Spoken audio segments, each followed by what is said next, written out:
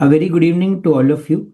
In our part of the world, it's very chilly today, but I am very happy to share with you a very warm and very interesting third part of CCI's EBUS webinar series. I would like to extend a belated happy birthday to Dr. Krishna sir, and I would like to thank Dr. Krishna sir, Dr. Narayan Pradeep, Dr. CVK sir for the conceptualization and implementation of this EBUS series, and to all the esteemed panelists who have agreed to be a part of this. This part of the EBUS is the most important segment, I would say, and we are deeply honored to have such an excellent moderator and a pioneer of EBUS in South India in the form of respected Professor Dr. Rennis Davis sir to moderate this session. Sir will be taking things forward, but not before me introducing him. Sir is the professor and head of the Department of DM Pulmonary Medicine and Vice Principal at Amla Institute of Medical Sciences, Thrissur, Kerala. Sir is also visiting professor at University of Maryland, Baltimore, US. It is with great pleasure and with great pride that I hand it over to you, sir. We are really privileged to have you moderating this session. Thank you. Yeah, thank you, Dr. Ravi.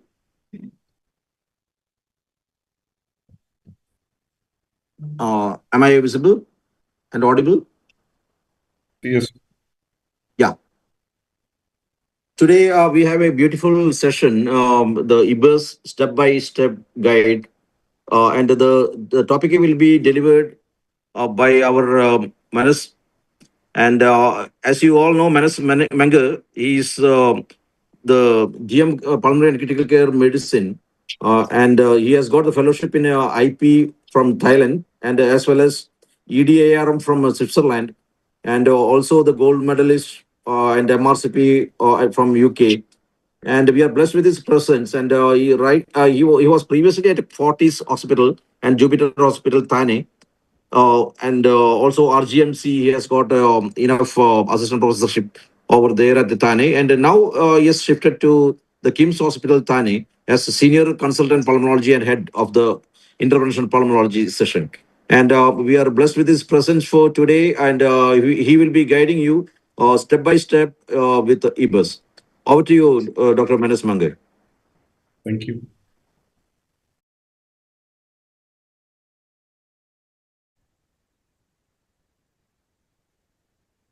Good evening, everybody. I am Dr. Manas Mengar. I am a senior consultant and interventional pulmonologist at KIMS Hospital, Thane. We are starting our session with a very important topic, EBUS TB and a step-by-step procedural guide. But we need to understand here, procedure is not only about the procedural steps, but a lot of preparations have to be made before it, and after it, monitoring should be done to make it a successful procedure. So EBUS was really a game changer, a value addition for the field of interventional pulmonology, because it provided us a real-time, minimally invasive procedure which could obviate the needs for invasive surgeries like thoracoscopy and mediastinoscopy. Main role started as for staging for lung cancer, staging of the nodes for lung cancer. Now, why do we do it for? What are the common indications? All of us know. They are very common. Mediastinal and hilar lymphadenopathy of unknown origin, lung cancer staging, diagnosis of sarcoidosis or lymphoma. These are the primary indications. And we need to follow a pre-procedure checklist. Never ever, go for an EBUS without thoroughly evaluating the CT scan or PET scan of the patient. Review the coag profiles, confirm your equipment, check them, be comfortable with the needles and assistance before you start them. So 6 T's of success for the EBUS. Good tomographic evaluation, choosing an appropriate or proper needle, doing with the correct technique, and after retrieving the tissue, preparing it properly, sending it in time to the labs, proper tissue interpretation, and you need a good team and a trained assistant to make it successful.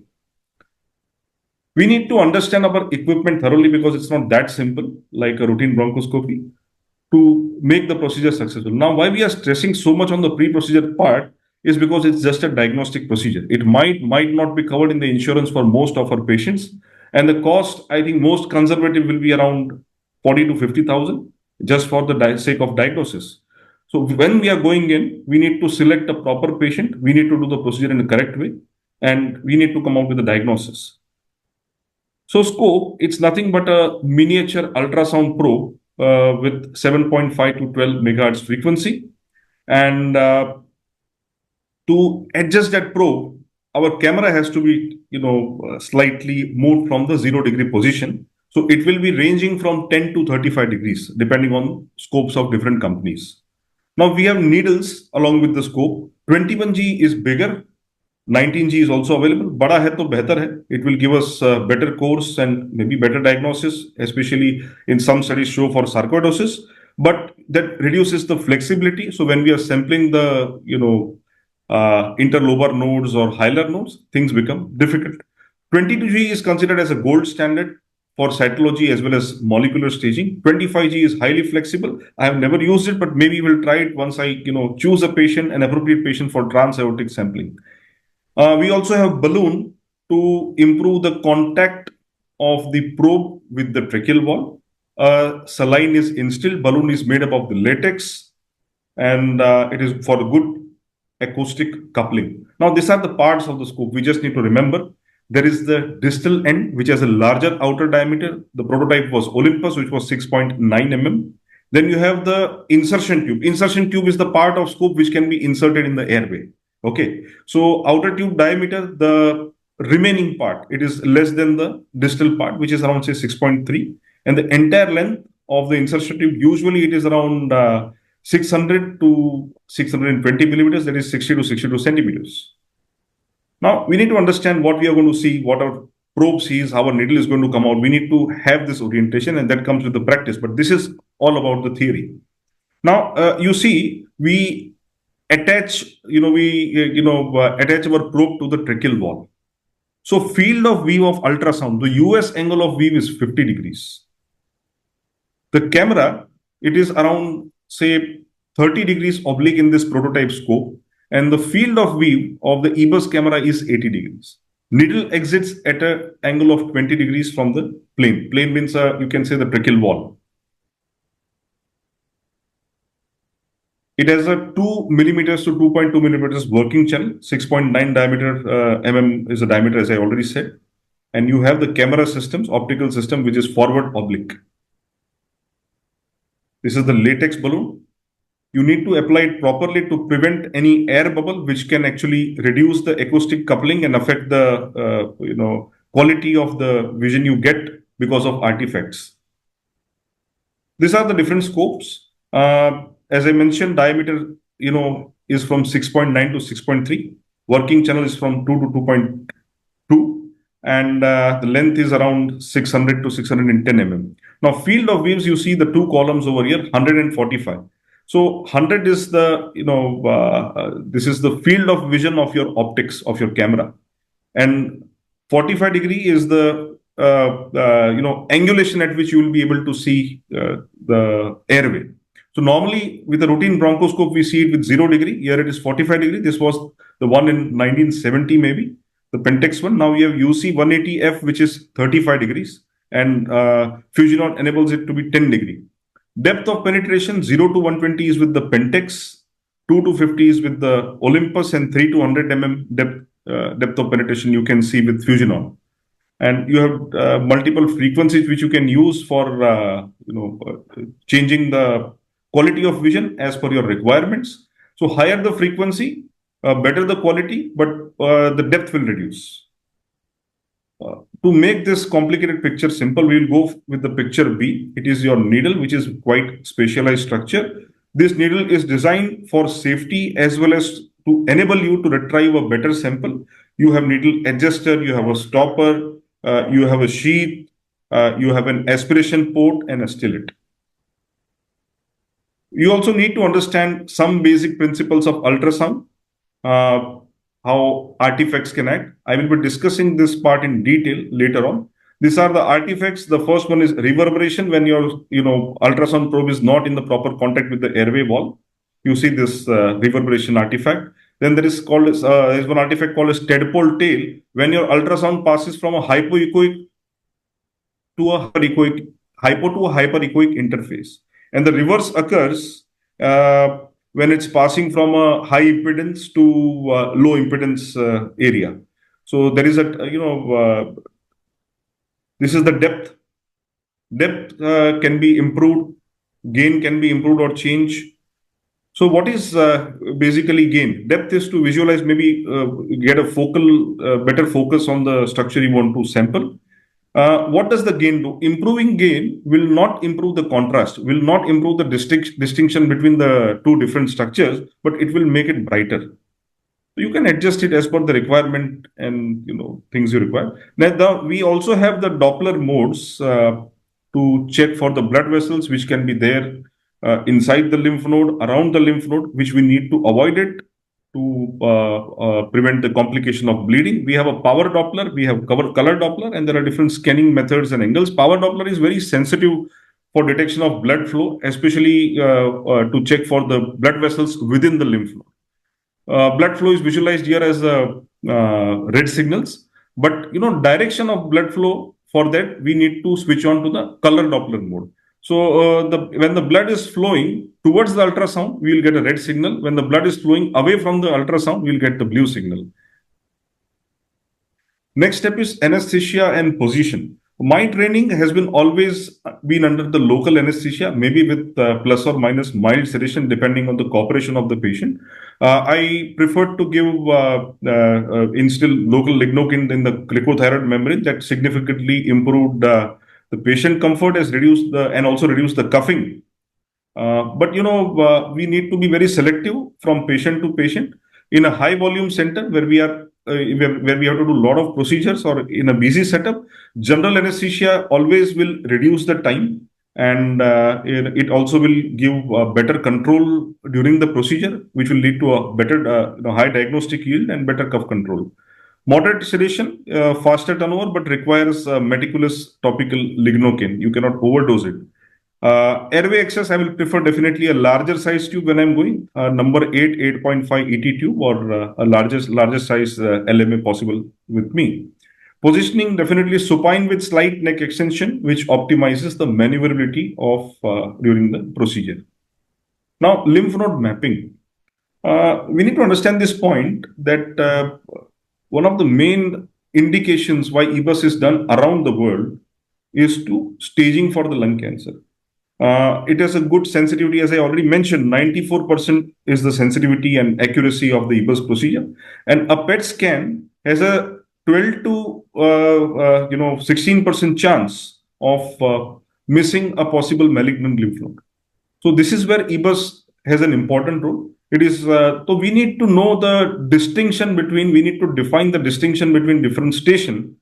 Okay, which will help in the staging of the disease and decide on the treatment of the patient. Like during the routine bronchoscopy for a new trainee, when we tell it to the new trainee that whenever you feel that you are lost, come back to the carina, which acts as an anchor. For an EBUS, station 7, that is subcarinal lymph node, is an anchor. So always start from there and rotate and maneuver and check for the other stations. Go and check for the station 7 first. So beginning with station 7. How we are supposed to move and how we are supposed to sample.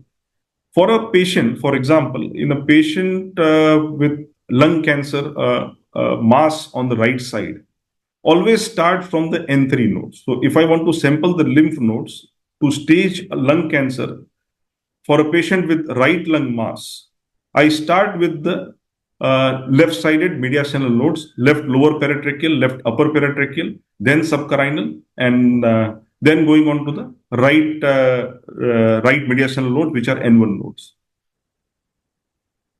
So principle is keep the transducer perpendicular to the airway wall, adjust balloon inflation to ensure the best possible contact and best vision. Now, image to capture before. This image should be by heart before, you should be very well thorough with the mediastinal anatomy before you even start with the procedure. So that is the reason the pre-preparation is important. You have different landmarks here. So these are the landmarks for different nodal stations. We'll be discussing it later on in detail. This is lymph node station 2R. You go to station 7 node, as I told, the subcarinal node. Come back to the 5th tracheal ring. Rotate your scope to the right. Now, where are the boundaries defined? When the inferior boundary of right upper paratracheal lymph node is the inferior point where the left innominate vein joins the SVC and it cuts the trachea. The upper point is manubrium sterni. Rotate the scope to the left side at the fifth tracheal ring. This is where you will find left upper paratracheal lymph node. So its boundary is again manubrium sterni to the upper border of the aorta, as we could see here. This is right lower paratracheal lymph node. So go to the subcarinal node again, rotate just 1 centimeter up and rotate your scope to the 3 o'clock. This is where we see a lymph node and maybe sometimes kidney shape appearing azygous vein when we rotate the scope at 3 o'clock. That is called as lateral scanning for 4R. Then when you slightly make it anterolateral, say around at 2 o'clock, you could see superior vena cava along with the subcarinal right lower paratracheal lymph node or station 4R. And when you make it 12 o'clock, more anterior, you could see ascending aorta along with the 4R. Now, what are the boundaries of 4R? So boundaries are 4R is it is from where the 2R ends, that is starting of SVC to the azygous vein. Now, rotate your scope towards the left side. We have the easy landmarks here. The green dot tells me the cephalid direction and the other side is the caudal direction. So above is aorta, below is the pulmonary artery. And we could easily appreciate 4L. Aorta and pulmonary artery, sometimes it appears like a Mickey Mouse. This is the 4L node. Station 7, the easiest one to notice or sample. Its boundaries have been redefined. It's a large triangular area and its boundaries, the upper part is definitely the carina. The inferior end, you join a line, imaginary line, from the inferior part of the end of the bronchus intermedius to the upper margin of the left lower lobe bronchus. So this triangle, whatever nodes are there, they are called as the subcarinal station nodes. Now, what do we see here? So here the scope is in the right main and pointing towards the left. And what structures do we see? What do we expect? We see a subcarinal node and the atrium here, left atrium, and pulmonary vein somewhere distant. This is the right hilar node or station 10R. Just 7. Okay, go to station 7 subcarinal node. Rotate your scope. Visualize 4R. Okay, appreciate the 4R. Just slide your scope slightly below. Notice the azygous vein. Go below azygous vein. Junction of trachea and right upper lobe. This is where you notice the station 10R. 10L is at the junction of left upper lobe, just below the pulmonary artery. 10L is left hilar node. Then we have interlobar nodes. On right, we have 2 different stations. One is 11RS, that stands for superior. It is at the RC1, which separates the bronchus intermedius with right upper lobe bronchus. And you point towards the right upper lobe going inside the bronchus intermedius, and we can see 11RS. Here we could see the node along with the interlobar pulmonary artery. This is 11RI. It is between right lower lobe and right middle lobe carina. This is where we see the node, and we could see mainly node and the lung. Again, for the left, you move your scope in the left lower lobe, turn it towards the upper, and there is LC2. We could see the 11L. A small revision. I think we already discussed in detail about it. Now, other important point is sonographic characterization. We need to, be very clear here that none of the endosonographic features will give us the diagnosis. It may suggest a diagnosis with different specificities and sensitivities in different studies. But, first thing is identify the landmark, how we are supposed to report. When we see a structure, we need to prepare a particular, format of the EBUS TBNA report. So this is how we are supposed to describe the lymph nodes and structures we see. Identify the landmarks, use power Doppler to identify the aorta, azygous vein, and pulmonary artery, SVC. These are some features which are predictive of malignancy. Short axis diameter more than 1 centimeter. Round shape is more likely to be malignant versus oval. Distinct margins. Central hilar diffraction, loss of any central hilar structures is again suggestive of malignancy. So these are different sonographic, endosonographic signs. So coagulation necrosis, what does it mean? It is more in TB and malignancy. So coagulation necrosis sign is nothing but a hypoechoic area inside the lymph node. And there is no blood vessel which you could see through this. So that is called as CNS or central necrosis sign.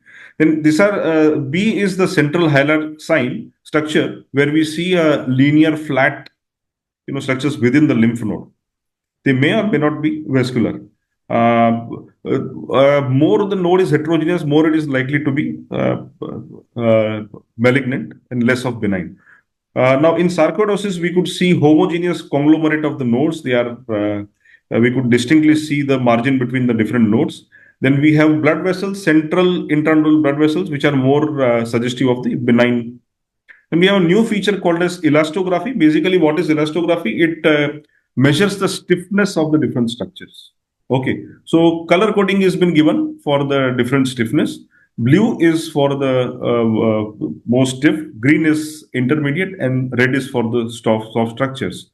Now we classify based on this as the finding we get is type 1 is predominantly non-blue, which is pointing towards benign. Type 2 is partly blue and partly non-blue. And type 3 predominantly blue, where we strongly suspect it to be a malignant node. But we need to remember here one thing: it does not alleviate the need for biopsy. It is only suggestive, or it will also help us in selecting the site for TBNA. Okay, sensitivity is quite high. Now, step 3 is TBNA procedure. So first thing is you go with the quick jab. So I'll tell you the procedure. Visualize the node properly. Tell your assistant to fix the scope at the point of insertion at maybe the oral cavity or at the opening of the airway. Okay, so that you don't move while you are inserting the needle. Take out the sheath. Sheath should be visualized and it should appear like a crescent on top of the screen. Next, you, depending on the size of the nodes, you can decide, there is a scale on the needle where you can decide the distance you would like to, for the needle to go in and penetrate, and just take out the stillet slightly and go in with a jab. So if you remember the conventional TBNA, we have a jabbing technique, then piggyback, hub on the wall. So mainly here, the needle is different from the conventional TBNA, I think, but mainly what we use is piggyback and jabbing techniques. So use a quick, sharp motion, puncture the airway wall, you go inside the node and slightly withdraw your needle to near the capsule. Now insert the stillet and remove whatever cartilage it might have picked up. And then start agitations at a point slightly below where you have left those cartilages. Okay. Stylet retract slowly or remove it slowly because this will help in capillary action, and as per the trials it has shown to help us retrieve a better sample. Applying suction 10 to 20 ml is sufficient. Using 40 ml maybe you might get a better tissue, but that does not improve the diagnostic yield.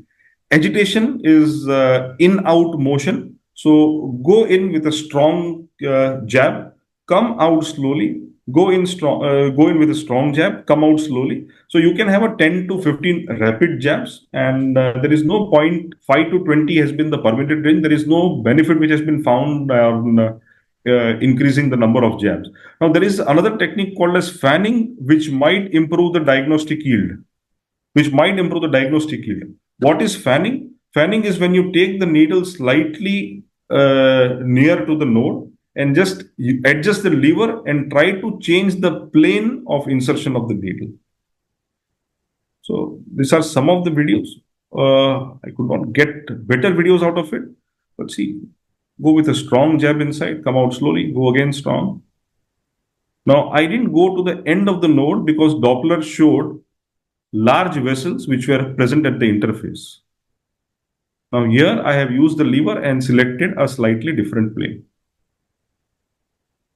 This is done using the Fusion on EBUS bronchoscope. Also been slightly moving to get the sample from different angles. Now this is a different node. The previous one was 11R, case of cardiac sarcoidosis with hilar and subcarinal lymphadenopathy. This one is 7L. Now, another important thing is handling the sample. One of the most precious samples you retrieve from this procedure, high-cost procedure. So, rapid on-site evaluation, it is important. It's of a great value if it is there. It is crucial for real-time confirmatory adequacy. This guides you that you are at the proper site, collecting sample properly, and you can go ahead. And this reduces the number of unnecessary passes. So recommended is, say, if you have rows, you can come, and if you have multiple sites to sample, you may finish it by the four passes. Otherwise, without rows, you are supposed to do at least 2 per sampling sites. Molecular analysis can be done. You can save the sample in formalin or cytolite for EGFR, ALK, and ROS1, PDL1 testing. Ensure at least 1 core tissue for the histopathology is possible. Not only slides, we also need to get some clot core or core of the sample. It's otherwise a very, very safe procedure. EBUS is extremely safe. Overall complication rate is less than 1%. Minor bleeding is there. Media cyanide is extremely rare, not heard of. Pneumothorax is there. Usually, we monitor the patient at our center for 2 hours, and we do a post-procedure X-ray, and then we send patient home. It is a very safe daycare procedure. Conclusion: EBUS is a gold standard for minimally invasive mediastinal staging. Systematic mapping is non-negotiable for accurate lung cancer staging. Integration of rows significantly improves the efficacy and diagnostic yield. Thank you.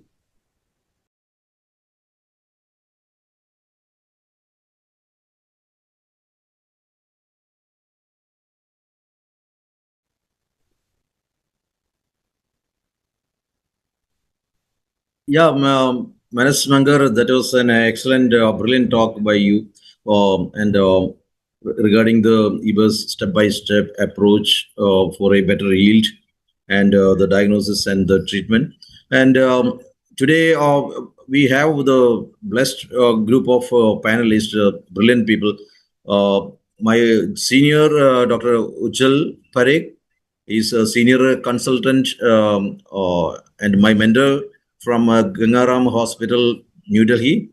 And we have Ravi Dosi, who is, as you all know, he is CCI General as well as now the senior consultant at KDH Indore. And I think the Samir Vaidya has stepped in. He is the director of Shwas Super Specialty Respiratory Care at Indore. And Manas, as you all know, is right now at Thane, KIMS. And I think I have not missed anyone. Koushik Muthu, he's the professor and head of Muthu Medical College, Chennai, and he is also the director at Chennai Institute of Pulmonology and the Lung Clinics, Chennai. I'm happy to have you all here, and I've prepared few questions for you. Like you can teach the people or the attendees over here regarding the further step-by-step approach for the EBUS. And I think we can stick on to basics, but still any questions from the attendees also will be taken up. So may I go forward with our senior panelist, Dr. Ujjwal Parakh. What are from your experience? I know you have around 10 years of experience on EBUS at least. So what are your primary indications for the Convex EBUS in your practice today? Thank you, Dr. Davis. Good evening, everyone.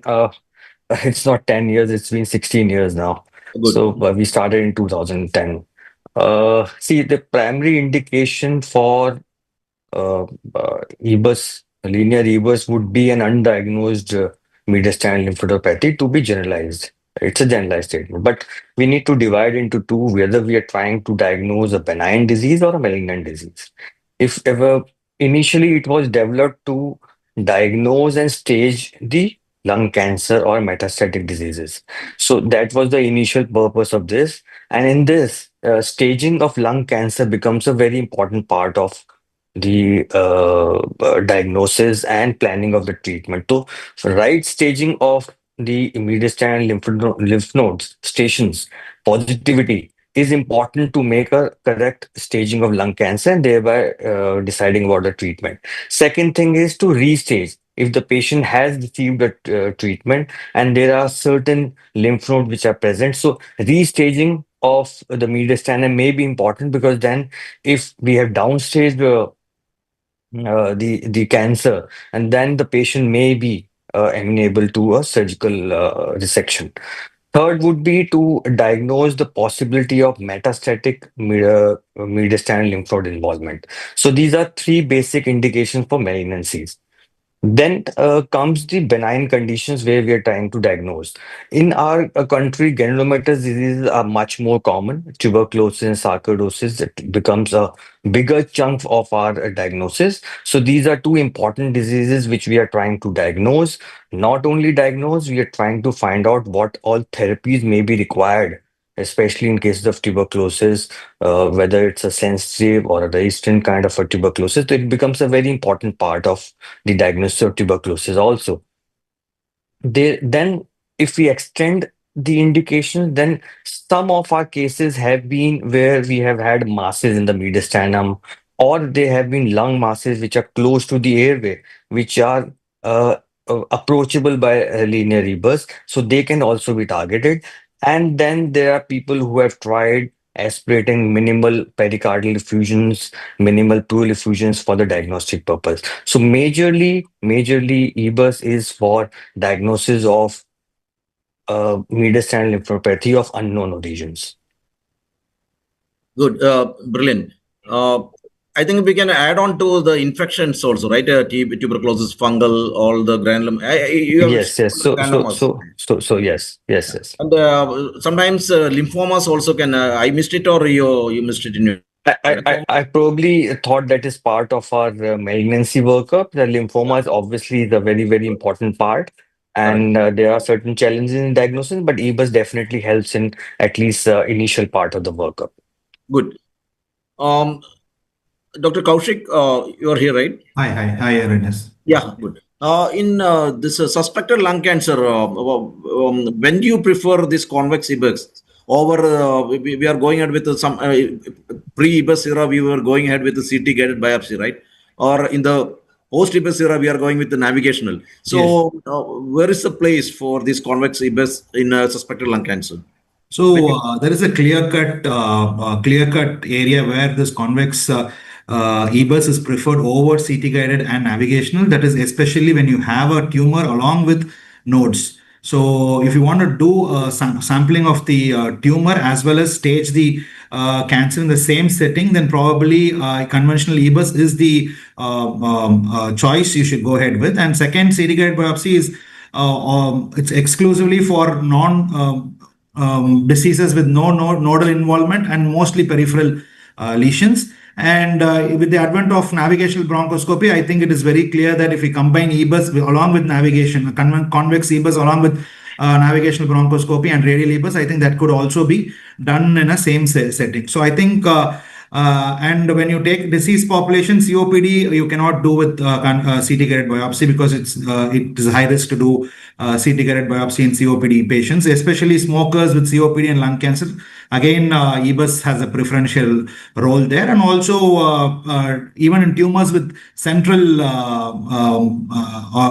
tumors, which is accessible through the tracheobronchial wall, I think EBUS is preferred choice of diagnosis.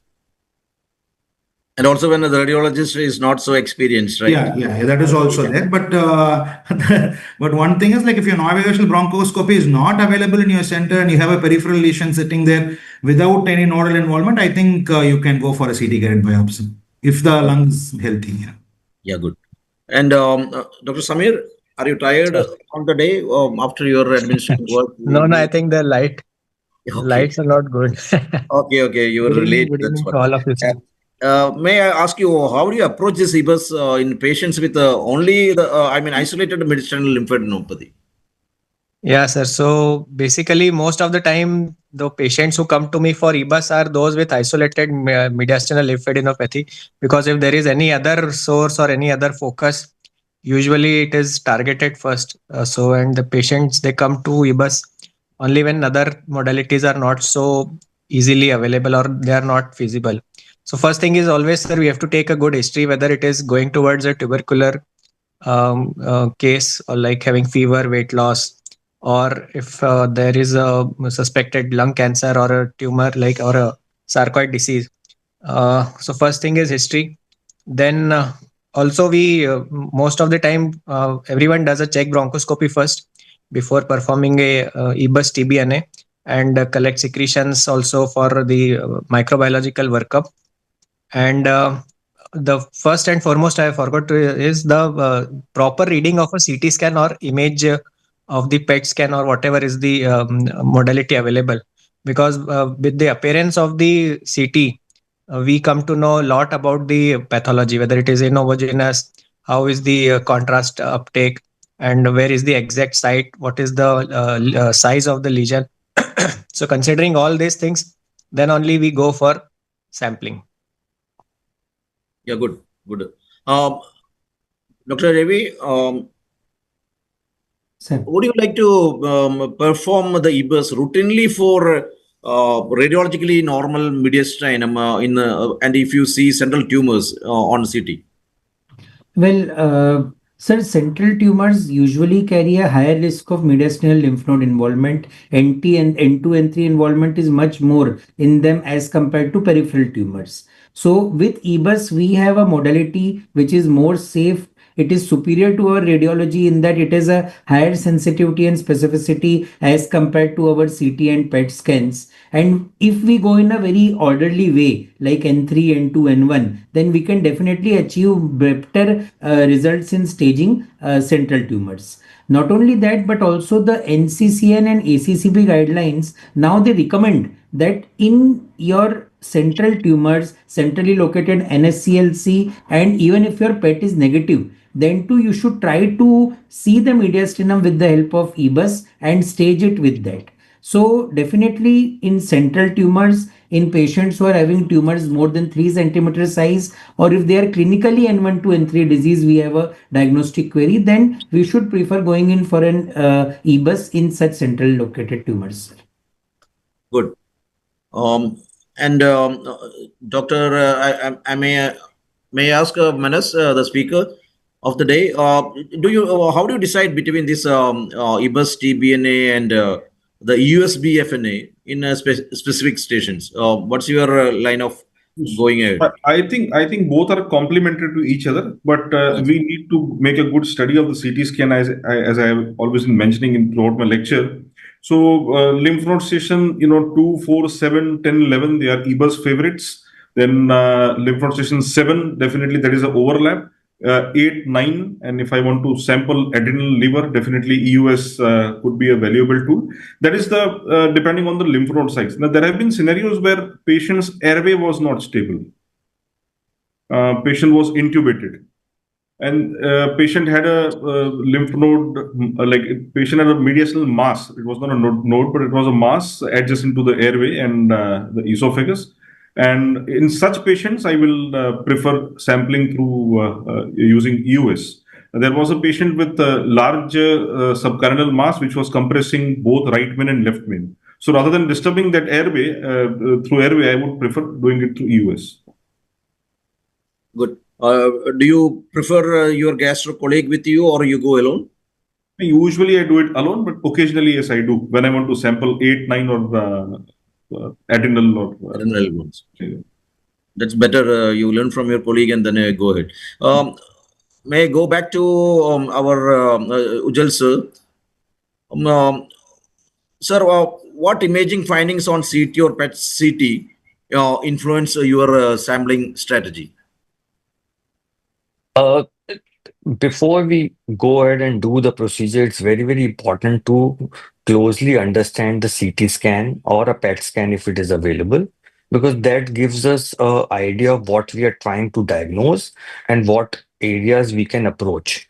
So what we have to look for is, number one, whether we are trying to diagnose a malignant disease or a benign disease. So that's very important because that will tell us where to start and where to end.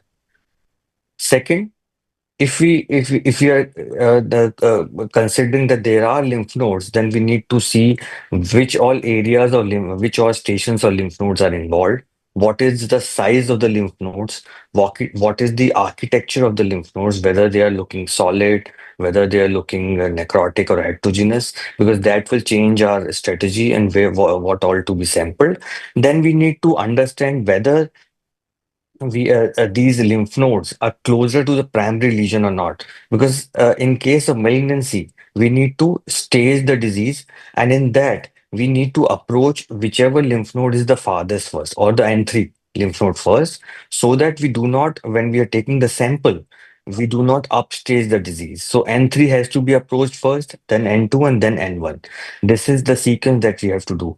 And in case it's a very important thing, previously somebody talked about taking using the EBUS to diagnose the primary tumor also. So tumor needs to be sampled in the last, because otherwise your needle is going to contaminate it and all the lymph nodes can come out to be positive. So if you're strongly suspecting malignancy, it is closer to the airway, which you plan to sample as a primary tumor. That is the last to be sampled. So this is how you plan.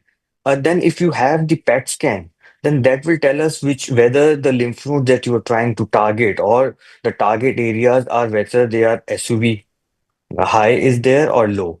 So there can be concordance between the CT scan images and the PET scan, or they can be different. You may have a normal looking CT scan and there might be a FDG avid lymph node present on a PET scan. So there can be discordance, and whenever there is a discordance, those discordant lymph nodes definitely should be targeted.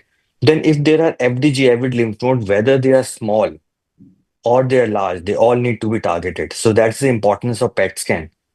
On a CT scan, if you just have a CT scan in a particular station, you can target the largest lymph node. But in case you have a PET scan luxury, then you need to target all the lymph nodes which are FDG avid, even a smaller one in a particular station. If you're trying to, if I put it in one go, then we need to find out the largest lymph node. We need to see which are the FDG avid lymph nodes, and we need to see which is the highest N lymph node station before we start our procedure. And during EBUS, we need to target N3, N2, and N1. That's the importance of understanding the CT scan and PET scan. Yeah, nice tips. And also, there was teaching like the CT should be for, among TNM, the CT should be for T, and EBUS for N, and PET CT for M. I think we can, for the beginners, they can start like that way.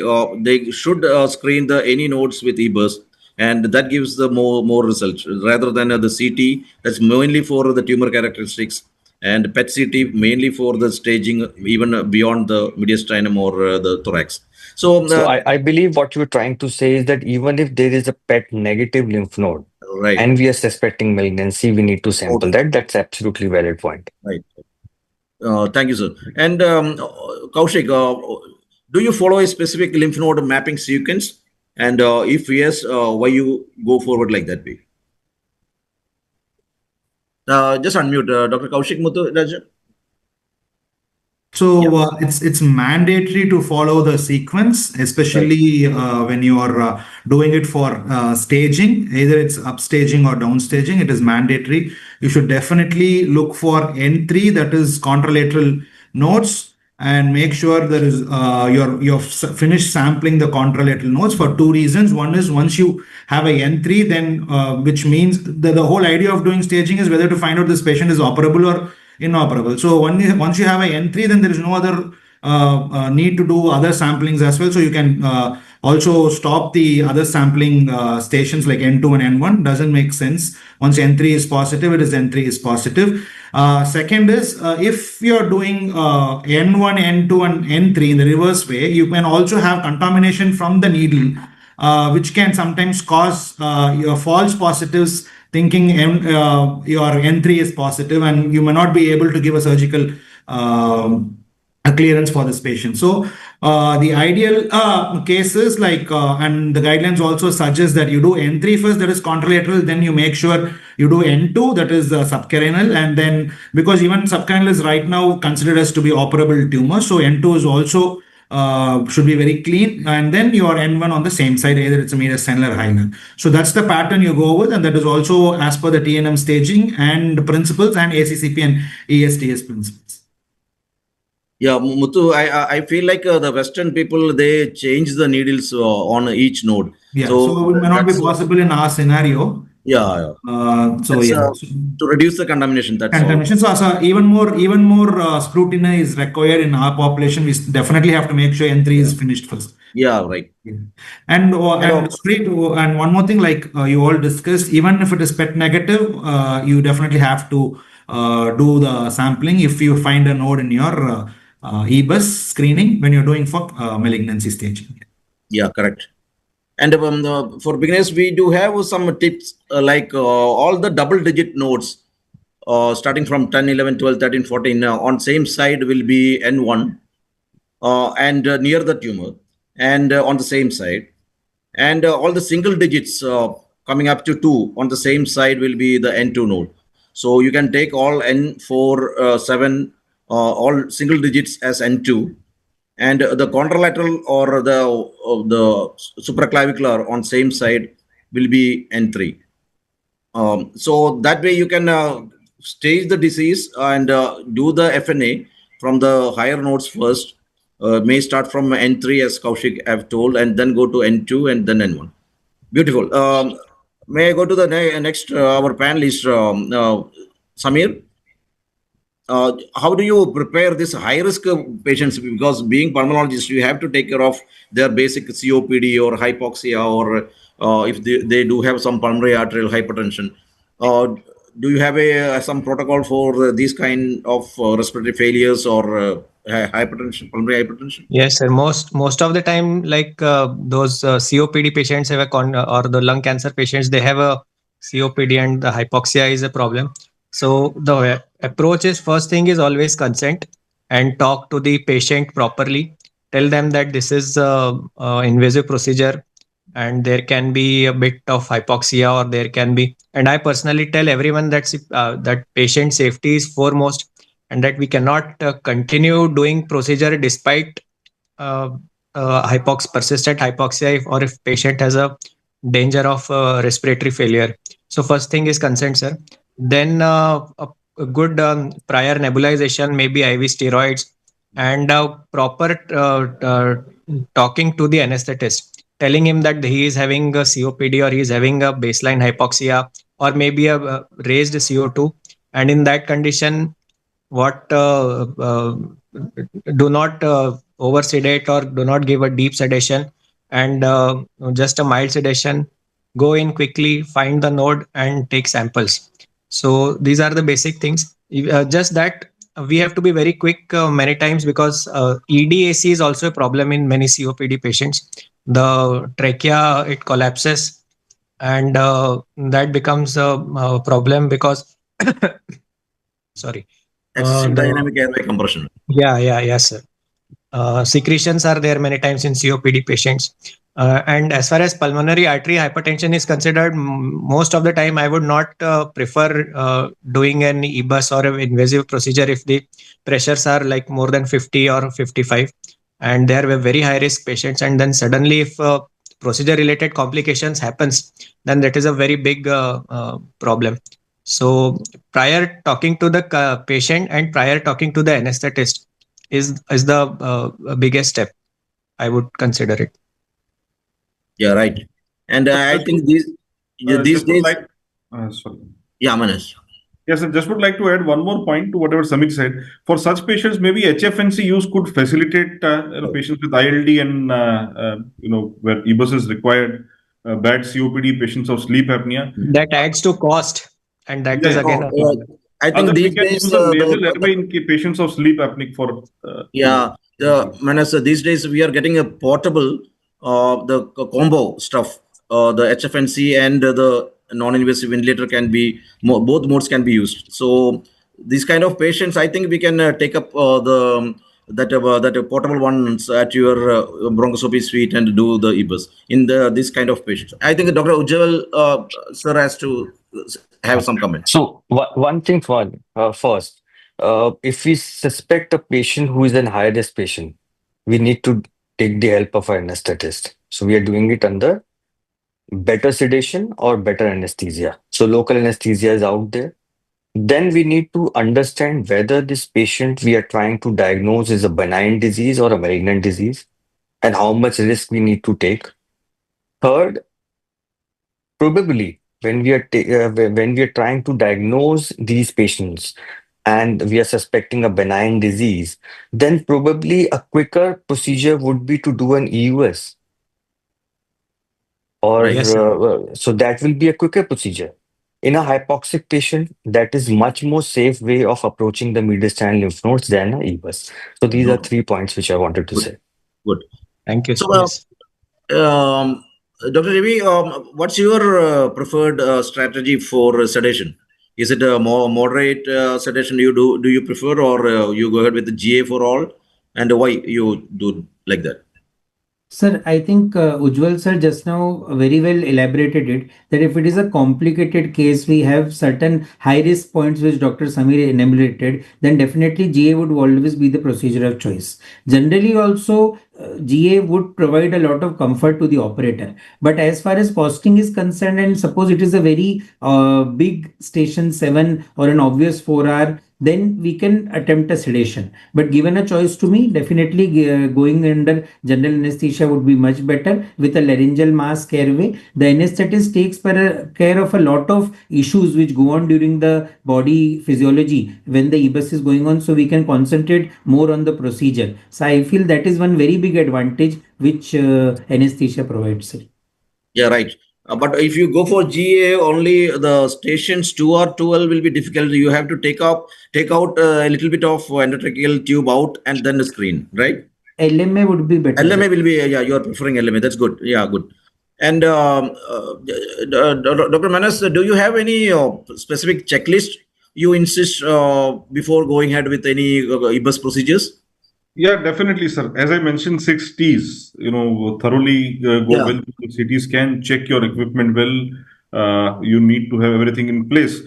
This is the technical factor and the scan, the pre-workup factor. Now, patient factors, already we have discussed patients with comorbidities, we need to optimize them. You check for the medications. If patient is on clopidogrel, we may take a gap of 5 days, especially when we are suspecting something like RCC, which we are going to sample. So that is the general checklist which we use for anesthesia. So normally I don't directly post a patient for EBUS. We have a pre-anesthetic workup before we plan a procedure or give a date to the patient. Your technical assistant will be same all the time? So we have 2 which we have trained. Both of them can be ordered. Okay. Yeah, it's always better to have the trained technician all the time with you, so that they understand the procedure very well and they know how to assist you very well. May I go to round 3? Dr.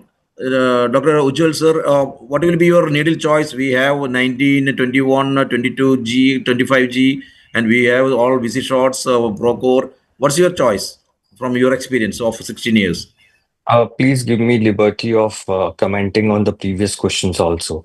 Number one, before deciding the anesthesia, we need to understand how much time it's going to take, the procedure time. If the procedure time is going to be longer, for a patient, a deeper sedation or anesthesia is better. Patient may not have a LMA in place, but he would be on a deeper sedation. So that's one thing. I personally have a mental listing that if I'm going for staging, I have a low threshold for going for GA because there I'm going to be spending more time.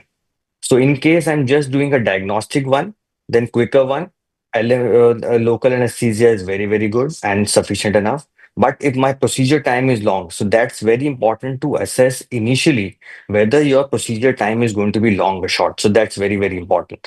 In the checklist, most of the things are same as doing a bronchoscopy. We do not need too much of this thing. Just that we are little more worried about the hypoxemia or time being spent inside. So that has been taken care of the methodology that we are going to use for sedation.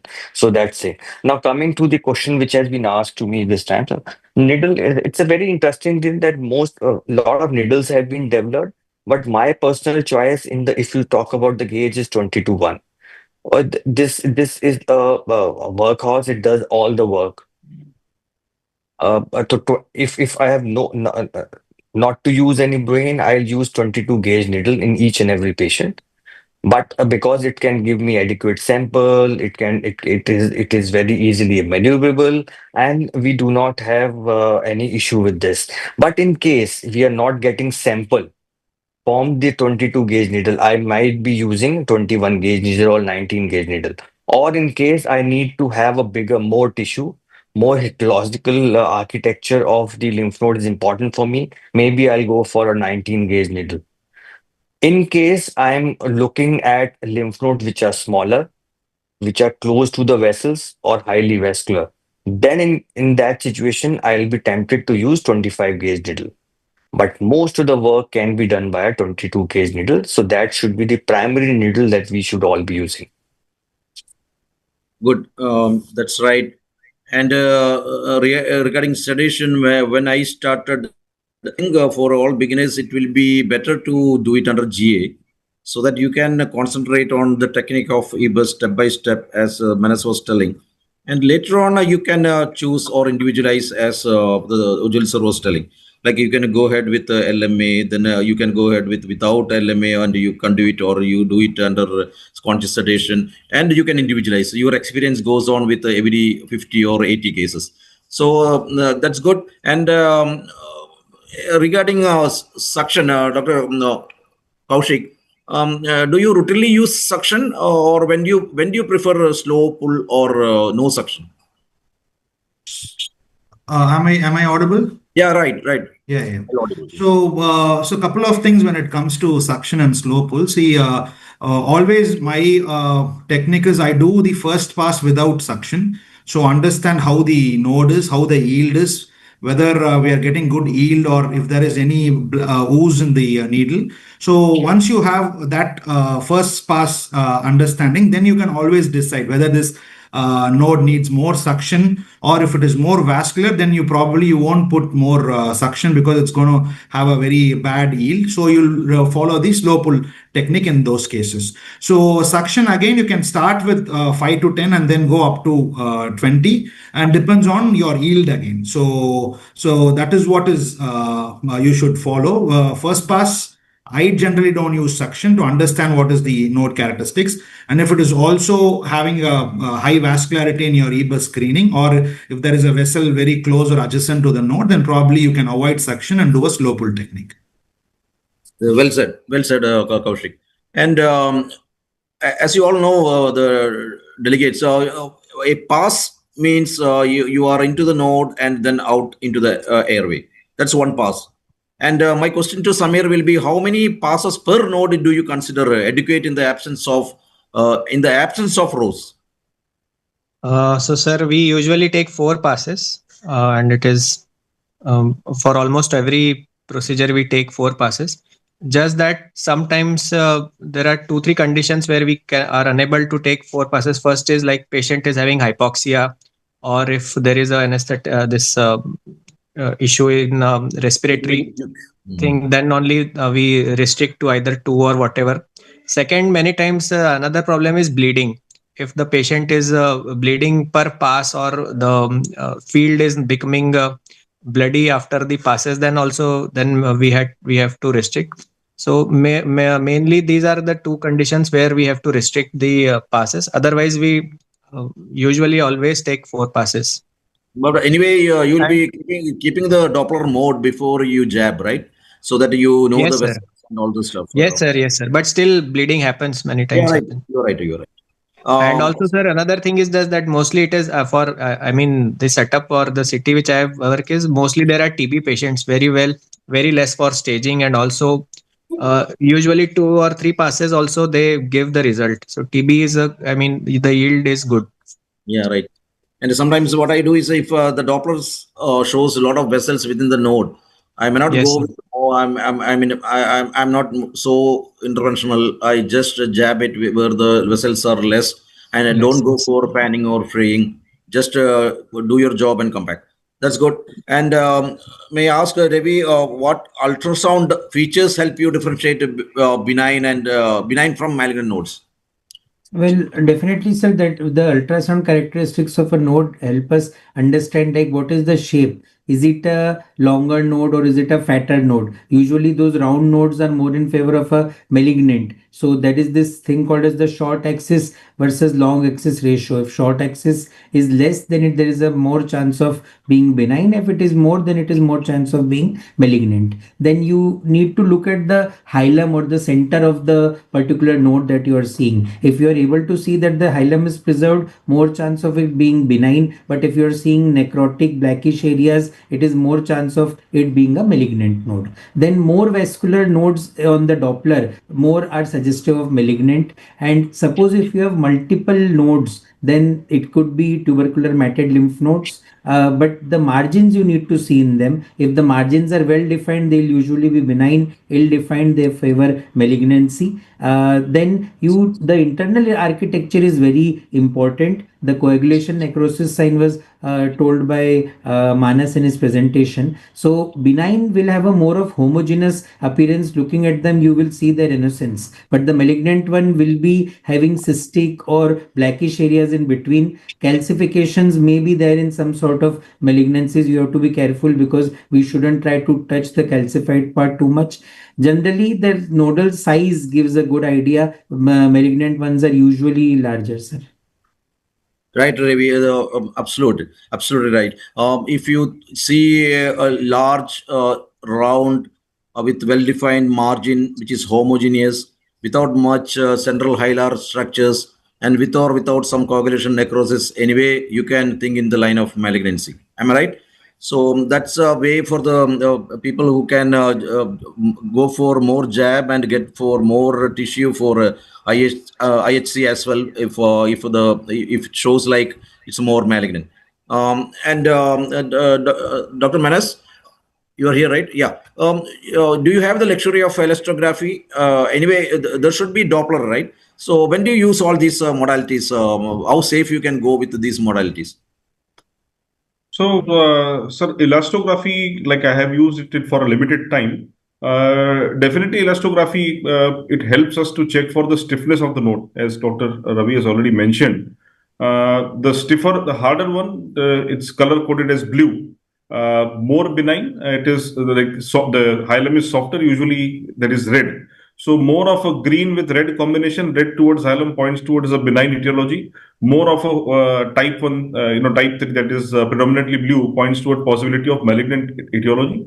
And routinely, sir, before taking any pass, we can definitely use elastography and Doppler. Doppler is to avoid vessels and reduce the risk of bleeding. Elastography to select the best site for the biopsy. So if available, definitely they are add-on because patients don't have, most of them will not be paid by insurance if they are doing on daycare basis. So it might cost from 40 to 75. So we need to remember one thing: when we go in and come out, we should come out with a diagnosis. And do you mean during each jab you are having the Doppler on, or you just at the initial jab only you just look at it and then Doppler off and then go on jabbing, or you just do it with every jab in case the vessels are there? No, it's very much individualized, but usually in the first jab, same node, we require Doppler only during the first jab, and then we know the point. So we don't need to Doppler every time. Okay, good. Once you are confident there is no bleed, I think we may keep off the Doppler and then go on with the jab, right? Also depends on the vascularity of the node. Right. Type 0, 1, 2, 3, how cautious we need to be. Yeah. And we will be, we are planning around round 6, out of which we are now the intermission is there, and we will go for round 4. And here, can you, Dr. Ujjwal sir, you have so much experience on this EBUS. I think you are the most experienced in the crowd right now. Can you describe your systematic step-by-step approach once you enter the airway, please? I think most of the things Dr. Manas has beautifully told, but I'll just be highlighting few points and the importance of those things. First thing is we all need to understand that this scope has an angular view. So it's not a straight view. So that's one thing that we need to understand whenever we are entering in, we will be looking at the upper part or the anterior wall of the trachea. So every time we have to move out, bend a little bit, move forward, then again. So this is actually the way of going in. Then use of balloon. I think balloon should always be in place, especially for the beginners. Balloon should always be placed, and we need to make sure that there are no bubbles in that so that we do not get artifacts and the ultrasound image is very good. So that's also important. When I go in, Manas has correctly said the first thing that I would also go and look is the carina, because that is, we all know by our experience, that is the most common site of lymph node enlargement. So once I see that lymph node, it gives me a little confidence that yes, my procedure is not going to go empty-handed. So I'll be able to take some sample. So that's my first point of contact with the airway. And whenever I'm making a contact with the airway, I have to firmly hold it over there, not move too much. My assistant should know that he has to hold the bronchoscope close to the airway or close to the mouth and in all directions. So what I tell them is to hold in these two directions, like these two, so that no movement is happening in any direction. Because when I'm going to be pushing a needle, so there are chances that if there is a small node, I may move a little bit and then I can miss and injure the airway. So that's very, very important. So the person who is assisting should also be aware of what I'm trying to do, and he should be fully into the procedure. So once I have identified those lymph nodes at the carina, then I will go on the right side. So my approach is from below to upwards. I will keep on the right side. I'll go. I'll see first the SVC, azygos and SVC, and I'll try to identify a lymph node over there and then move up. Then again I'll go down. Then on the left side I'll do the same thing. So that is how I would be. This that is how I would be. Just excuse me. Oh, so this is how I am going to be Once I heard one approaching. speaker telling about Sorry, just the EBUS, yeah, you can do your job. Like speaker was telling, like the bronchoscope will be like you see the road and so then straight away you see and run through the road. But if you are using EBUS, it's like you are seeing the roof of the car and then driving on the road. So it's very useful when you enter the vocal cord. You should see the anterior end of the vocal cord, and then that means you are at the right route getting entered into the trachea. Yes, go ahead, Doctor. next thing is to have a good knowledge about ultrasound. So we need to know, we need to be able to differentiate between the blood vessel, the airway wall tissue, and the targeted area, which is the lymph node or a mass. So we should be well aware of the difference in the ecogenicity these structures are going to be having. So that's very important. Then we need to understand how the vessels they look like, because during the EBUS, our understanding of the stations is going to be with the anatomy of the vessels that are there in the mediastinum. So our understanding on the right side of azygos, SVC, then lower down of the pulmonary hilar vessels should be there.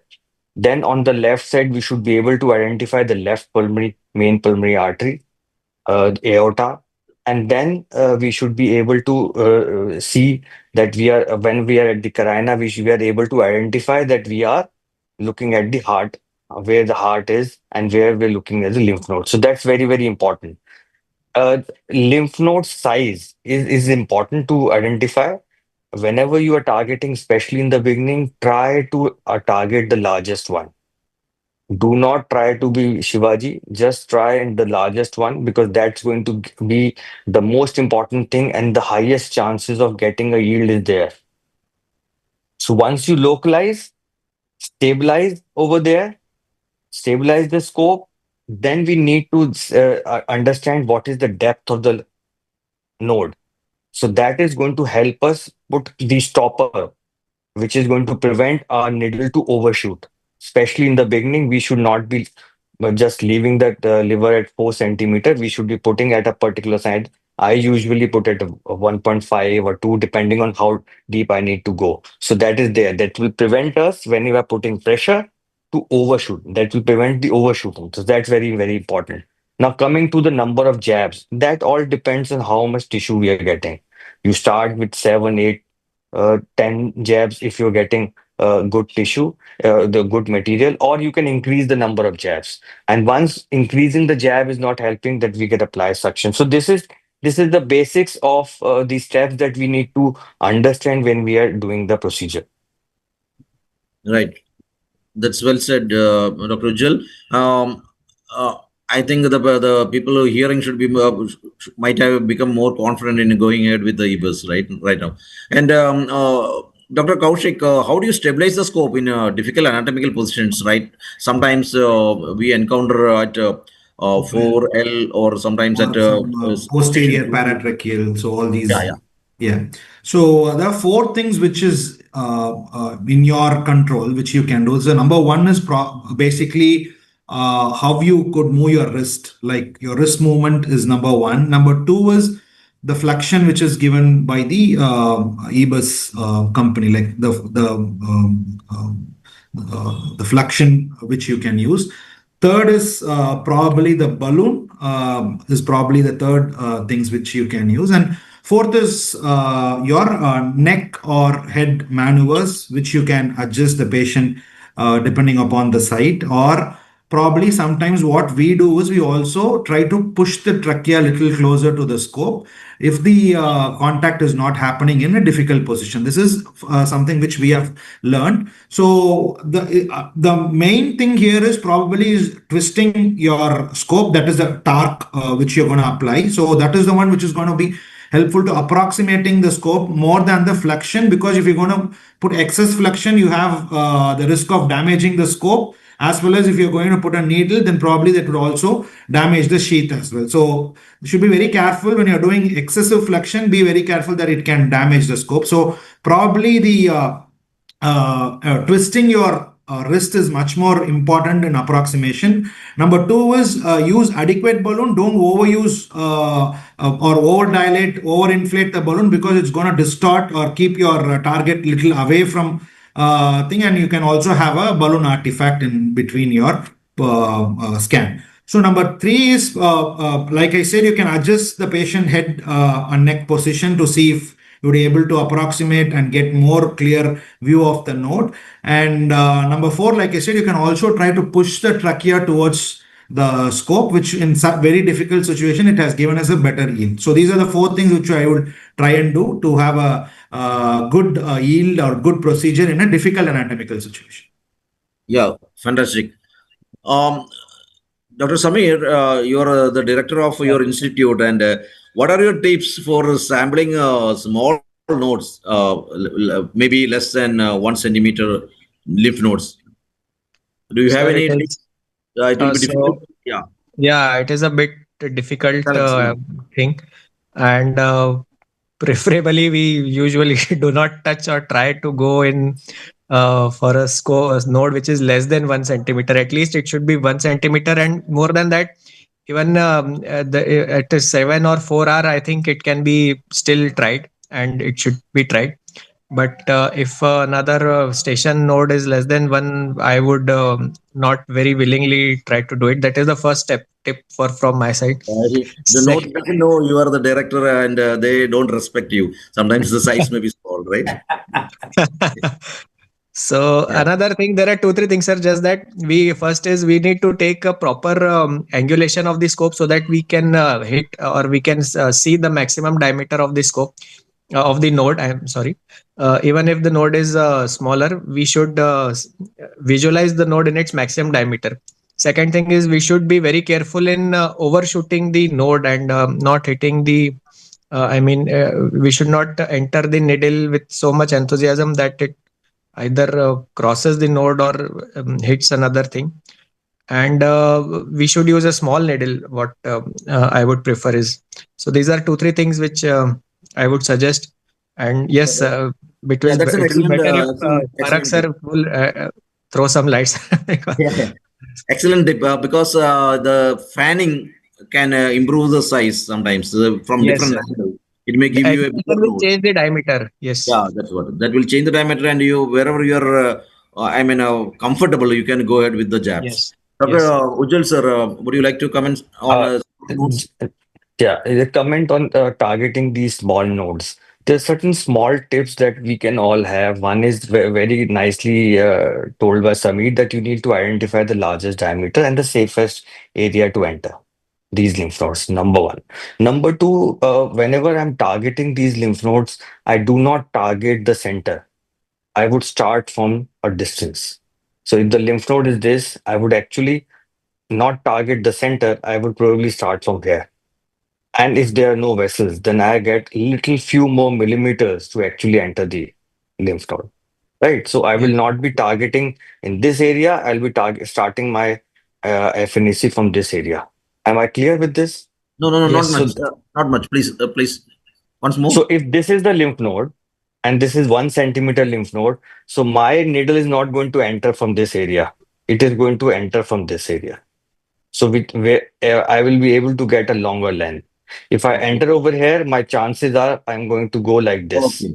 not like this. Okay. Okay.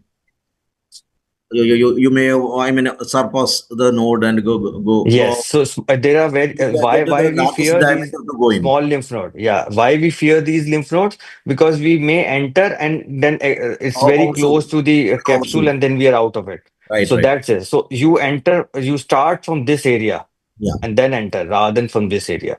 Yeah, right. So the tip is, make it big, as Samira has told, by angulating, and then get the largest diameter for jab, as Ujjwal sir was said, Yes. and always jab from capsule to capsule within the capsule. No, don't overshoot. Within the capsule. Right. Good. And probably suction becomes important. So whenever we are going in, then these small lymph nodes will definitely require some suction.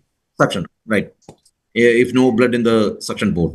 And Dr. Ravi, how do you avoid this cartilage puncture? Well, sir, whenever we are we are visualizing our tracheobronchial tree and looking for the nodes, then we should try to identify the intercartilaginous spaces.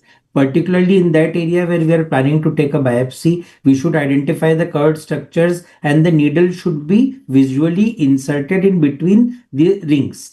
We can use the sheath you can take out of the scope and put it in such a place that you know you are in between the two rings, so you can fix your bronchoscope position over there so that we don't move too much with the help of the sheath. But if you have some vessels nearby, or how will you go forward then? Sir, then definitely color Doppler imaging of that area, and we should be very careful in evaluating the area of interest by looking at the CT pre-procedure, and before actually deploying the needle, we need to carefully fan the whole node with the Doppler. See very carefully. Some of the scopes also have that marker nowadays in which a straight line comes, and in that straight line which the needle will be following, you can see if the Doppler is giving any vascular area or not. And definitely you need to avoid the high risk areas like station 5, station 6. These large vessels, you need to be very careful of sampling in those areas. And like it was just told, you need to be in the capsule. Jab method, in one single jab you have to go. That ticking slow jab is not a good idea. You need to go in one jab and aspirate very carefully. Your technician should, or your partner should be trained that if any hemorrhagic aspirate comes, he should alarm you and we should immediately stop and put local pressure with our scope on that particular area. Yeah, well taken. The whole take home message should be, you have to foresee the needle track before you go in or jab, and that will give you the blue dot at the one corner will guide you, like where it will get in, and what all structures it may pierce through, and you can use the Doppler for that, and you can avoid the cartilage. That's good. Thank you, Dr. Ravi. And Dr. Ujjwal, can you take more further?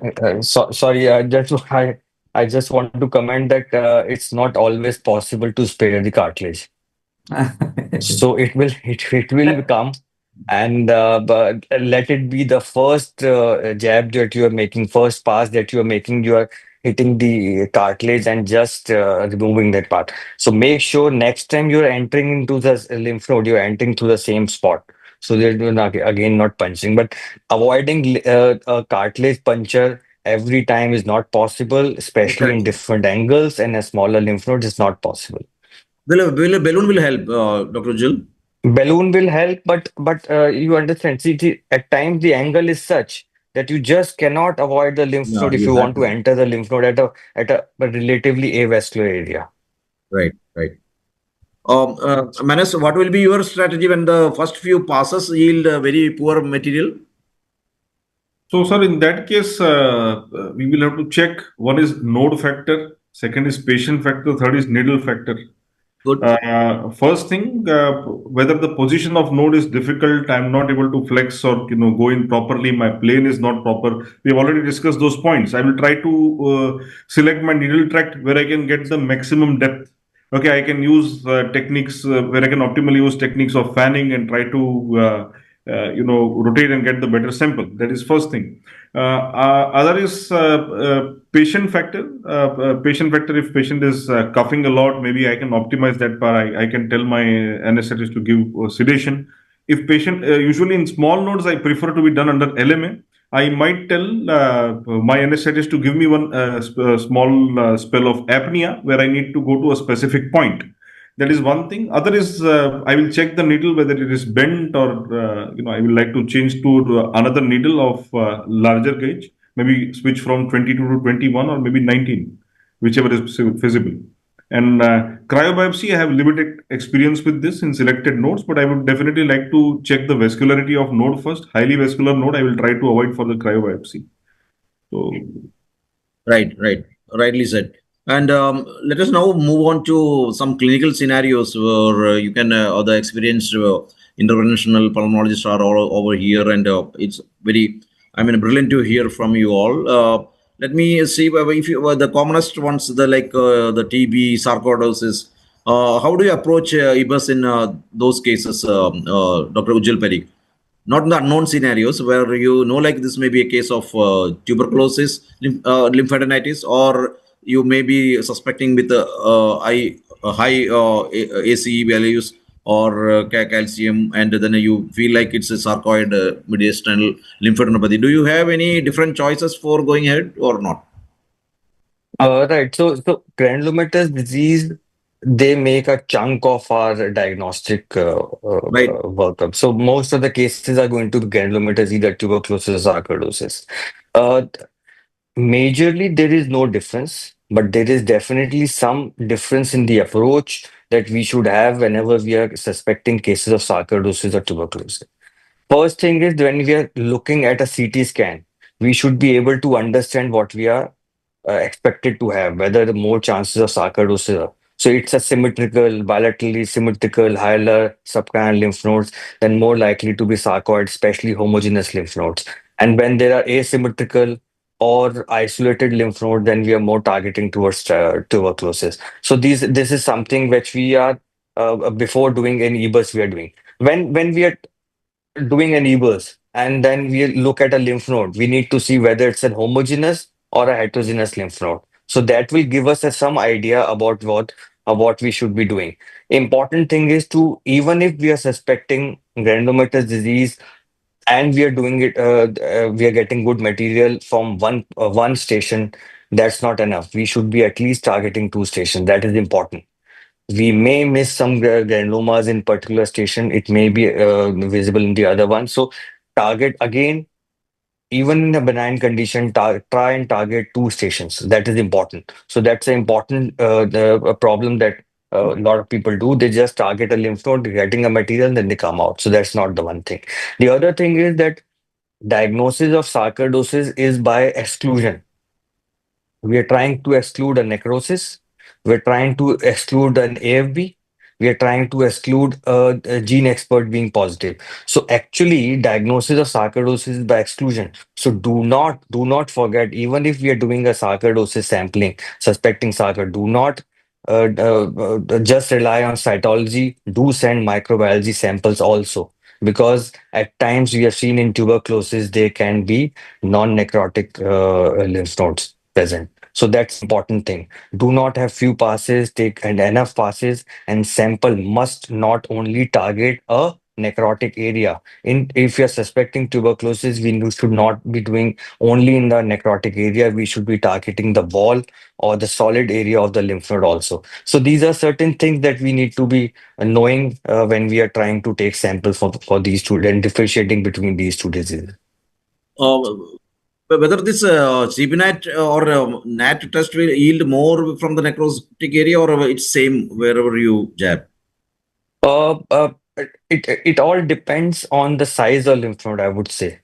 If we are taking from heterogeneous areas, then probably it is same. If we are taking from a necrotic area, I would say that if whatever material we are getting, sending it in saline becomes easier, and the yield probably is going to be more, because that area at least would have those the genetic particles, if not a complete organism. Right. Correct. Dr. Koushik, what modifications do you make if the lymphoma is in your differentials? So the main thing, if you are suspecting lymphoma and you're doing an EBUS for lymphoma, I think the selection of needle is very important in this case, because in lymphoma, what happens? You are dependent more on the tissue biopsy rather than the cytology. So I think you would preferably tell the patient that this particular procedure might need 1 or 2 needles extra to get a good diagnosis, to have variety of needles, 19 gauge, 21 gauge preferably, and also something from the core biopsy of the Boston as well. So, and depending upon the yield, you can always decide which works better. That is number one when you're doing for lymphoma. Second is, if you have an expertise in doing an intranodal forceps, if you don't have a cryo, then that would be a much more better when you're doing a lymphoma, especially if you're trying to do a lymphoma case. Third is, if you have a cryobiopsy, then intranodal cryo, nothing like that. That is the best option if you have. But if you don't have, and you have a good expertise and you know where to stop, when to stop, then you can try intranodal large forceps. Or if you even don't have that, then you can have multiple needles starting from 19 gauge and 21 gauge, depending upon the flexibility and approachability or reachability to the node. You can decide which one to go ahead and do it. And main important thing is you have to have adequate sample, either do a minimum of 6 passes in each node, and make sure you get adequate sample for flow cytometry and immunohistochemistry. These are two things which you should be very careful that you don't miss out, because once you miss out, the entire procedure becomes pointless. So there'll be a patient will spend a lot of time, lot of money on this. So I think we should be very, very careful when you're doing a procedure for lymphoma as such. Right. Sometimes I used to add the pediatric biopsy forceps. That sometimes they go well, better than 1.1 cryo into a node. Like the intranodal forceps you are saying. Yeah. Forceps Yeah, biopsy, that also gives a good yield for lymphomas. Yes. So if you have the expertise, not everybody should try it. At least you should be under some supervision and done 4 to 5 cases. Sometimes go in easily. I mean, if you jab with a 90 number, of a busy shot, then usually not for the beginners, Rennis. Not for beginners. It's okay. It's up to you. Like after, going at more than 200 or something, you can choose all these accessories. Yes. But if you're a beginner, then probably 3-4 cases they can watch, and then they can. And I know few people going ahead with some cauterized yes. And so we usually do with 19 gauge, make the puncture, create the tract, and then do a pediatric. Yeah, I will do the same. And if you instill some saline, you will get the tract. Yes. What the Patabi says, align with the saline and all this stuff. Only difficulty is sometimes you might miss the puncture site. So those are the difficulties which we are seeing when you're using because if there is a little bit of a ooze and there is a clot formation, then we miss the puncture tract. So you have to we get it after instilling few saline over it. We will get that point where the blood oozes. That should be kept in mind, and then get the anatomy and then go in. Yeah, Ujjwal sir. And so losing the track. So what you can do is you have made a puncture one or Yeah. two times and you're reasonably sure that you have made a puncture. Right. What you can do is you can just put in a drop of adrenaline, diluted adrenaline over there. Okay. This will just cause blenching and just the track will be little more, the Oh. opening and the bronchial wall will be little more visible. So Yeah. that's something which you can do. All will be better seen. Yes. Nice idea. May I go to the next one? Samir, are you here? Sir. Yeah. Yes, sir. Yeah. Any special considerations in restaging after a new adjuvant therapy? Sir, actually, the problem is that many times the node size becomes smaller, or because the patient has received a chemotherapy, so yield will again be less. So first thing, I would get a good PET CT done so that I come to know where the better uptake is there, or a better which node is better, even if the size is different, but uptake is better. So that will be the my first consideration. And to be honest, it is very less that a restaging procedure is told us to do after a Yeah, that's what. neoadjuvant therapy. Yeah. So it Unless is, we get to the me, reference from the I've oncologist. not done any restaging procedure till now. No, that So depends on how much, how many cases the oncologist people refer to, in between. They usually refer only for whether there is any infection after the chemo to rule out yes, yes. that's what. So I am also not so experienced in restaging all these nodes after neoadjuvant therapy and all this stuff. Yes, sir. Yeah. So, Dr. Ravi, how do you manage vascular nodes or nodes adjacent to a major vessel, where can be a nightmare for the beginners? So, do you have some tips for advancing with the safety measures?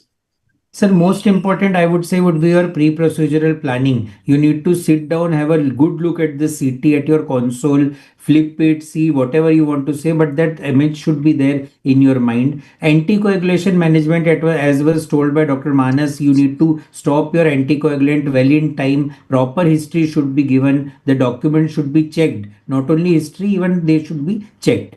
Then following that, once you have identified your node, you should do a proper color Doppler study, search for a avascular window. And in such a patient, sometimes we need to be very careful and use less of suction when you're doing the sampling of those particular nodes. And when you're taking the needle out, you need to close your suction before you actually take it out, so that can prevent some amount of bleeding happening and more spillage into the airway can be avoided. One important thing which I feel is, in such a node, sir, you need to be very careful in before putting in your first pass. You need to be very clear with the avascular window and then only put it. One more recommended method is, you can put your stylet in, means many people withdraw and then put it, but you can put the stylet in and then jab it, so it can also help in preventing the needle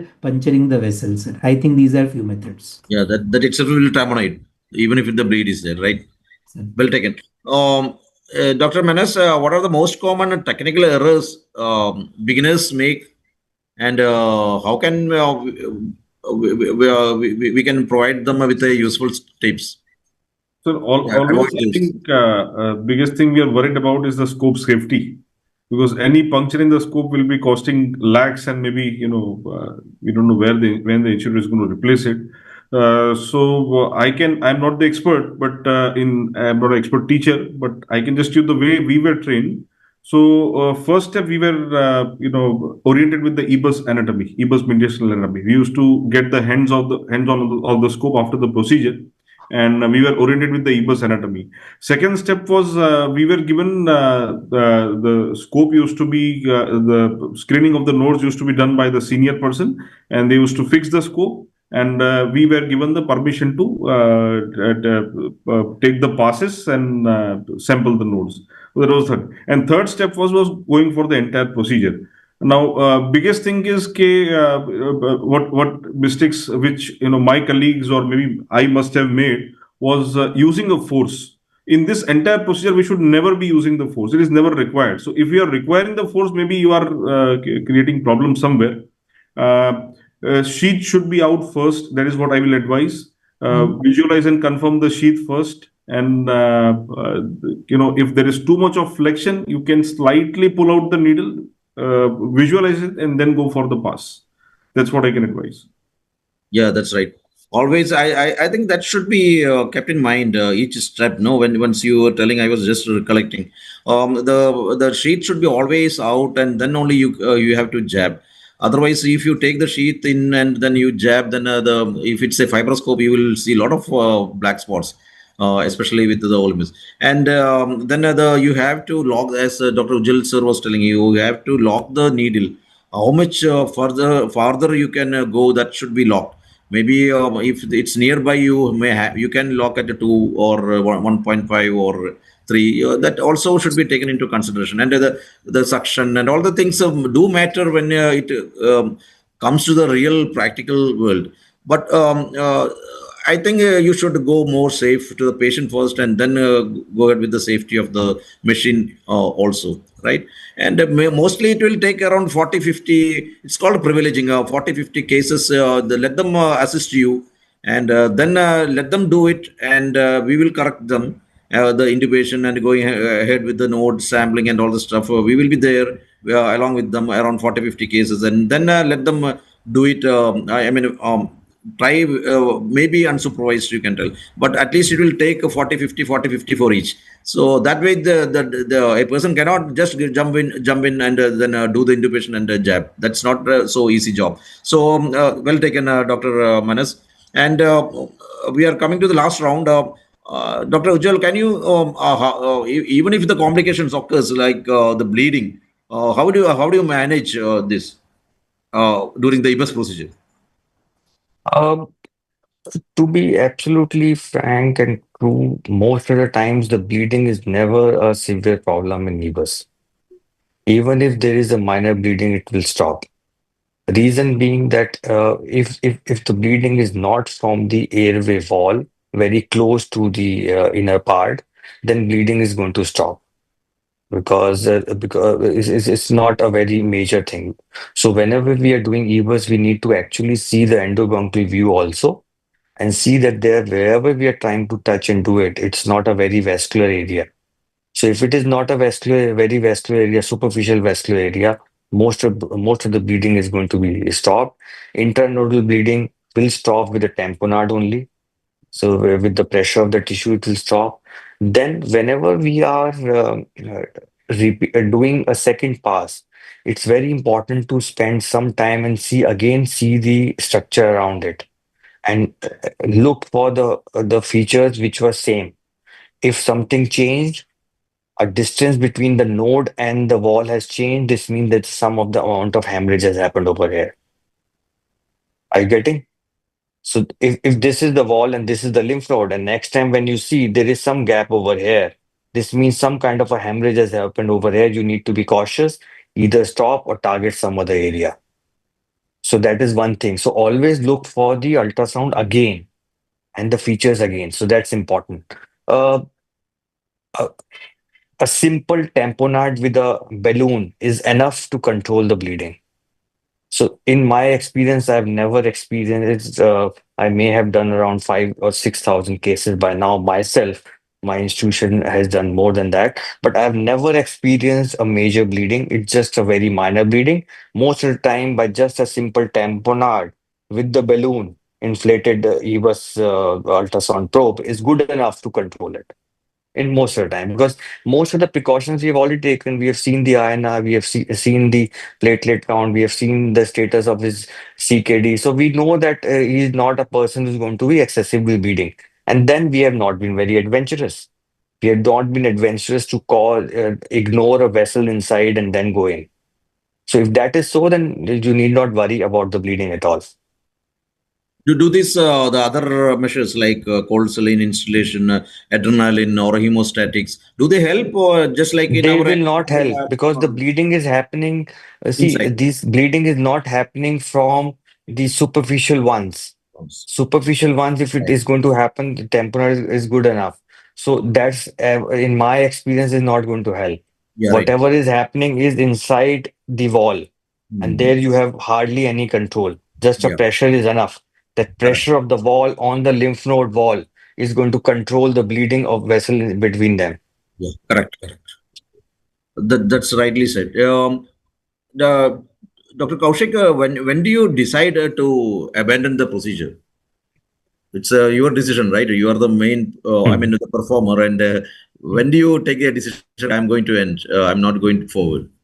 So EBUS as such is not a very complex procedure.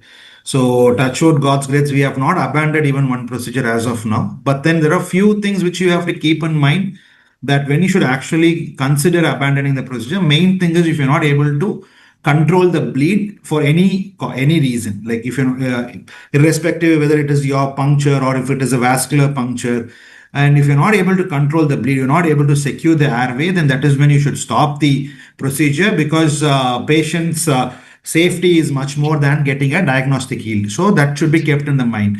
Second is, probably if your anesthetist says he's not able to ventilate the patient, he's not able to maintain the oxygen levels, or if there is a fastly rising hypercapnia, CO2 levels, then probably you should also consider stopping the procedure. Third, if you're not going under GA and if you're going with local sedation, then if a patient is not being cooperative, patient is very not tolerating the procedure, is coughing quite a lot, and he's not allowing you to do the procedure, then probably that's when also you should consider stopping the procedure, and then or counseling the patient and family to switch to a GA. I think these are the main considerations I would look at whilst to abandon a procedure as such. But like I said, EBUS is not a very complex procedure, and procedure as such may not give you a reason to stop the procedure in between. Good. Excellent. Dr. Samir, these days the people are going more interventional, right? Especially the young people, and taking off all the tools like your cryo, the cautery, then forceps. Have you encountered any mediastinitis or infection of the post-EBUS cases? And or they are overlooked or overemphasized? What's your take on the mediastinitis or infection in the post-EBUS cases? And if it does occur, how you are going to prevent it? With God's grace, sir, till now we have not faced any mediastinitis or flare up of. Although one patient, unfortunately, it was ILD, and I mean sarcoid, suspected sarcoid with some honeycombing and mediastinal lymph node we are trying to do, and then post procedure the ILD flared up. That was a very sad thing. But as far as mediastinitis or any infection is considered, we have not encountered it. For prevention, I think the basic safety or the aseptic precautions we are all of us are routinely following. We clean the scope. We almost, although the needles are always, most of the institute they are reused, but still they are well sterilized, and the secretions they are suctioned off while doing the procedure also. So these are the basic things which everyone takes care of. Right. Dr. Ravi, can you, being the CCI governor and all, what should be the learning curve for this Convex EBUS for the attendees? Sir, very well put, sir. We are organizing EBUS webinar series and all. But one important thing is YouTube should not be your mentor. It should be an actual person, maybe like Dr. Rennie, Dr. Ujjwal Parakh, sir. Seniors like you should be the actual mentors with whom juniors should be targeting to learn this proper technique. Because if you do it at good high volume centers, at least do 50 to 100 cases, your accuracy and competency improves significantly. One very important point is seniors actually teach you that pre-procedure is where the EBUS is actually won. So I feel accurate pre-procedural training and planning is very much important, sir. And you need to give time to learning that technique. There is no shortcut to success. You need to give time, then only you will be achieving that learning curve in EBUS. But definitely you should aim for at least 100 EBUS cases under supervision, and then you should go ahead for an independent procedure. Yeah, right. before ending, let me come back the boomerang to our speaker, Dr. Manas. What do you, where do you see the future of the EBUS, whether it's a robotic or more integration or more AI guided, or in terms of some ultrasound interpretation? What's your take on the future of EBUS? Sir, I expect these technologies to help us push the limits. It should enable us to reach the areas where we are not able to reach right now, to the most peripheral parts of the lung, smaller size of the nodules, more stability, higher diagnostic yield, and less chances of complications. This is where I see the future of EBUS and bronchoscopy, diagnostic bronchoscopies. Yeah. Excellent. So with that, I take permission from the course directors to conclude, and I thank the brilliant panelists over here. I am blessed with the good ones only today. Dr. Ujjwal, Parakh, Dr. Ravi, Dr. Koushik, Dr. Samir, and our speaker Manas. Really nice to hear you and spend the evening with you all. And on behalf of all the panelists, let me thank the organizers as well as the course directors, Dr. Jaykishan Mehta or Jaykumar Mehta and Dr. Ravi Dosi. Is all in all the counselor, the director, and the panelist. And let him invite again for Thanksgiving. Thank you very much, and thank you all the attendees. Is there any questions in the chat box? Should we, Dr. Ravi, can you? Sir, most we have covered in our discussion, sir. Almost everything we have covered, sir. Good. Yes, sir. Thanks for the opportunity. Right. Thank you. So thank you, Dr. Rennis, sir. I know you have a train to catch. Still, you managed to moderate it so brilliantly. I'm really obliged, sir. Dr. Ujjwal, sir, wanted to say something. Please, sir. Please, sir. For the beginners, I have just a comment for the beginners. I think learning bronchoscopy is much more difficult than learning EBUS. This is my take. But if you know a good bronchoscopy, probably learning EBUS is much easier.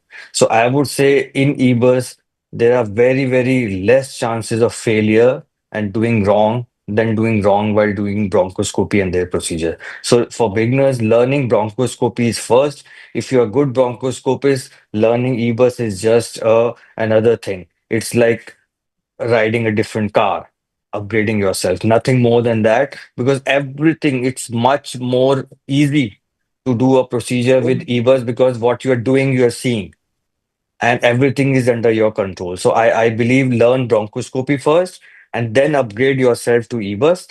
Regarding number of the procedures to be done, I don't think I myself have done so many 100 procedures at a center. So I don't think that is required. What is required is that you go to a center where the volume is good and where the methodology is correct. A training center rather than anybody who is doing it. Go to a center which is a training center. So they will be teaching you all the steps. So right steps to be done. And do not venture out. Myself, I tell you how I learned. I just learned two things. One, how to differentiate between a vessel and a tissue.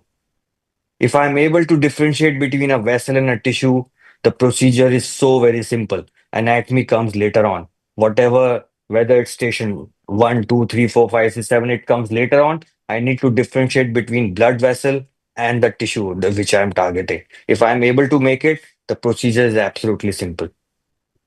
Thank you. And thank you very much for having me here. Thank you, sir. It was truly a pleasure. I would like to thank each and every one of you who has spared time for this CCI's third webinar series. And I would like to invite all of you for the subsequent EBUS webinar series also. With that, I would like to wish all of you a very good night, sir. Thank you. Thank you. Good night, and bye.